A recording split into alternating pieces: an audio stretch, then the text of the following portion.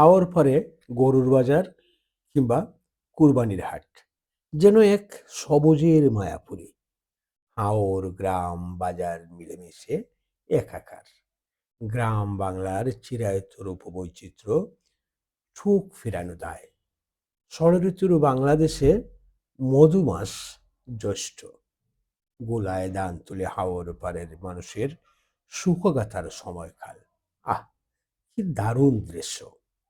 সুনামগঞ্জ জেলার ছাতক জগন্নাথপুর ও শান্তিগঞ্জ উপজেলার সংযোগস্থল।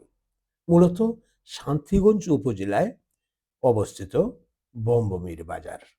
দেশের বিভিন্ন প্রান্ত থেকে ব্যাপারীরা গরু নিয়ে এসেছেন। ভিতর বাজারে ঠাঁই না হওয়ায় রাস্তায় দাঁড়িয়ে বেচাবিকি চলছে সকাল থেকে।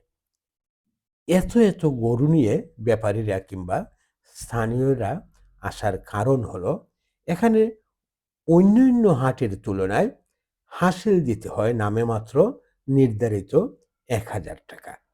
যত বেশি মূল্যে গরু কিনুন হাসিলের হেরফের হবে না। তাই ক্রেতা বিক্রেতায় মুখরিত থাকে গরুর বাজার। সত্যি ব্যতিক্রমধর্মী বাজার। আমিও এই বাজার থেকে আজ কুরবানির গরু কিনলাম এবং এই বাজারের রূপ ও বৈচিত্র্য দেখে অবাক হলাম। সত্যি নয়ন জুড়িয়ে যাওয়ার মতো এক বাজার। পিকআপ দাঁড়িয়ে রয়েছে গরু আনা নেওয়ার জন্য। চমৎকার দৃশ্য। আমার এত ভালো লেগেছে আজকের এই বাজারে, যা বলে বোঝাতে পারবো না।